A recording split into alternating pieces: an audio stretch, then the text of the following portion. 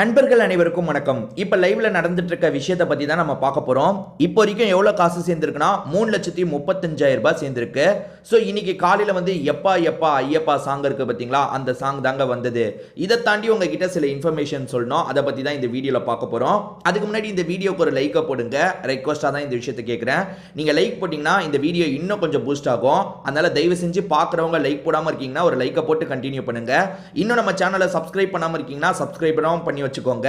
அப்பதான் உங்களுக்கு தொடர்ச்சியா சின்ன சின்ன அப்டேட்ல இருந்து எல்லா அப்டேட்டும் கிடைக்கும். சரி, இப்ப கண்டென்ட்டுக்குள்ள வந்துடலாம். நான் ஏற்கனவே சொன்ன மாதிரி எப்பா எப்பா ஐயப்பா சாங் இருக்கு பாத்தீங்களா, அதான் வேக்கப் சாங்கா போட்டிருக்காங்க. எல்லாருமே ஜாலியா வெளியே வந்து டான்ஸ்லாம் பண்ணிட்டு இருக்காங்க. சரி, இதை தாண்டி ஒரு இன்ஃபர்மேஷன் கிடைச்சதா சொன்னல. என்ன இன்ஃபர்மேஷன் கிடைச்சிருக்குன்னா, 10 லட்ச ரூபாய் சேர்ந்திருக்கான். 10 லட்ச ரூபாய் கிட்ட சேரும் போது சபரி அதை எடுத்துட்டாருன்ற மாதிரி சொல்றாங்க. பட் இது கன்ஃபார்மா இல்ல. எப்பவுமே நான் சொல்லும் போது 90% கன்ஃபார்ம், 10% டவுட்னு சொல்லுவேன்ல. ஆனா இது 90% கூட கன்ஃபார்மா வந்த நியூஸ் கிடையாதுங்க. ஏன்னு பாத்தீங்கன்னா, எப்பவுமே 90% கன்ஃபார்மா வருதுன்னா நிறைய ஐடிஸ் பேசிப்பாங்க. ஒரு 7-8 ஐடிஸ் தொடர்ச்சியா பேசுவாங்க. அது மூலியமா அது 90% நடக்க வாய்ப்பு இருக்குன்னு நினைக்கலாம். பட் 2-3 ஐடிஸ் மட்டும் இப்படி பேசிக்கிறாங்க. அது என்னன்னா, சபரி தான் காசை எடுத்துட்டாரு அப்படின்ற மாதிரி பேசுறாங்க.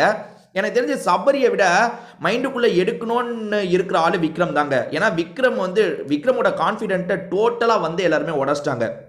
அதாவது விக்ரம் உள்ளுக்குள்ள லைட்டா கூட யோசிச்சிருக்கலாம், நம்ம அந்த ஃபைனல் ஸ்டேஜில் போய் ஜெயிக்க கூட வாய்ப்பு இருக்குன்னு உள்ளுக்குள்ள நினைச்சிருக்கலாம். எல்லாருமே அப்படி நினைப்பாங்க. நம்மளுக்கு தான் இவங்க போக வாய்ப்பே இல்லைன்னு தெரியும். இப்போ நம்ம அன்அஃபிஷியல் ஓட்டிங் பார்க்குறோம். ஸோ கானா வினோத் தான் ஜெயிக்க போறாருன்றது நமக்கு உறுதியாக தெரியுது. திவ்யா செகண்ட் இடத்துல இருக்கிறது உறுதியாக தெரியுது. ஆனால் மற்றவங்களுக்கு எப்படி கான்ஃபிடென்ட் இருக்கும்னா, நம்ம ஜெயிப்போண்டா, இப்போ சபரிலாம் வந்து உள்ளுக்குள்ள நம்ம தான் ஜெயிப்போன்ற ஒரு மைண்ட் செட்டில் இருப்பாரு.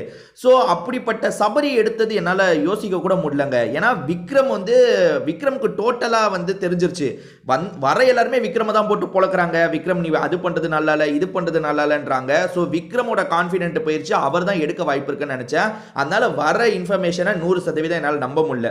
ஏன்னா வந்து இன்னும் நிறைய பேர்கிட்ட இருந்து இன்ஃபர்மேஷன் கன்ஃபார்ம் ஆகல. அப்படி கன்ஃபார்ம் ஆனா நான் மென்ஷன் பண்றேன். இதை தாண்டி ஒரு விஷயத்த சொல்றாங்க. அது என்னன்னா, வாட்டர் மெலன் திவாகருக்கும் கானா வினோத்துக்கும் ஒரு சண்டை ஏற்பட்டதா சொல்றாங்க. ஆக்சுவலா நேத்தே அந்த சண்டை ஏற்பட்டது. நேத்து நைட்டே நமக்கு காமிக்கும் போது கொஞ்சம் 2 பேர் நேத்து எபிசோட்லயே காமிச்சாங்க. 2 பேருமே முட்டிக்கிட்டே தான் இருக்காங்க. அதான் முன்ன மாதிரிலாம் அவங்க இருக்க முடியாதுங்க. முன்னையே சரி, திவாகர் விருப்பம் இல்லாம தான் அப்படி ஃபன்னெல்லாம் நடந்தது. திவாகர் வெளியே வந்து அவ்வளோ பேட்டியில சொல்றாரு, எனக்கும் அவருக்கும் செட்டே ஆகாதுங்கன்ற மாதிரி சொல்றாருல. ஸோ அவங்க 2 பேருக்குள்ள இன்னைக்கும் ஏதோ ஒரு சண்டை நடந்திருக்குன்ற மாதிரி சொல்றாங்க. ஸோ என்ன நடக்குதுன்றதை நம்ம பார்ப்போம். இதை தாண்டி வியானா வந்து ஒரு முடிவோட தான் வந்திருக்காங்க. மற்றவங்களாவது பரவாயில்ல, கொஞ்சம் சாஃப்டா இருக்காங்க. ஆனால் வியானா போட்டு பொழக்கிறதுல தான் குறியா இருக்காங்க. எனக்கு என்ன ஒரு டவுட் தெரியுமாங்க, இப்ப பிக் பாஸ் இவங்க எதுவுமே பேசக்கூடாதுன்னு தடுக்கிறாருங்க. சும்மா தடுத்தா ஓவர் அது. அதாவது ஓரளவுக்கு இன்ஃபர்மேஷனை சொல்லாதீங்கன்னா பரவாயில்ல, சும்மா வார்னிங் கொடுத்துக்கிட்டே இருக்காரு. அதை பேசாதீங்க, இதை பேசாதீங்க, அப்படி பேசினா நான் வெளியே அனுப்பிடுவேன்ட்டு. இதுக்கு எதுக்கு உள்ள கூப்பிடணும்? கொஞ்சம் இன்ஃபர்மேஷன் சொல்ல தான் செய்வாங்க. நீங்க தான் ஜெயிக்க போறீங்கன்னு யார்கிட்டயாவது சொல்றாங்களா? உங்களுக்கு தான் ஓட்டு நிறைய இருக்குன்னு சொல்றாங்களா? அதை சொல்லல. இவங்க இந்த வீட்டில் ஏற்கனவே நடந்த சில இன்சிடென்ட்டை சொல்ல பார்க்குறாங்க. குறிப்பா அந்த கார் டாஸ்கை பத்தி எல்லாருக்குமே ஒவ்வொரு ஒப்பீனியன் இருக்குங்க. இப்ப வீட்டுக்குள்ள வந்திருக்க எல்லாருமே ஃபுல்லா பார்த்திருக்காங்கல்ல, அந்த கார் டாஸ்கை பத்தி எல்லாருக்குமே ஒவ்வொரு ஒப்பீனியன் இருக்கு.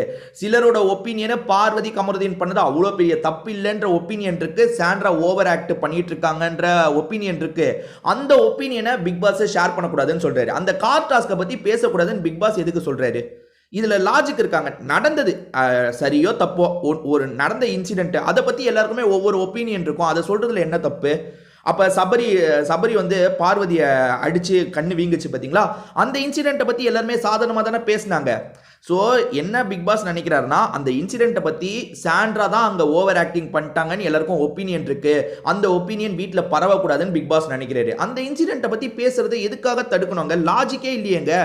அவங்க இன்சிடென்ட் இப்போ எல்லாருக்குமே ஒரு ஒப்பீனியன் இருக்கும். ரெட் கார்டு வரைக்கும் போக வேணான்றது அவங்க ஒப்பீனியன்னா, அந்த ஒப்பீனியனை சொல்லக்கூடாதுன்னா எப்படி? பிக் பாஸே வந்து நம்ம நினைக்கிறத சொல்றது தான்.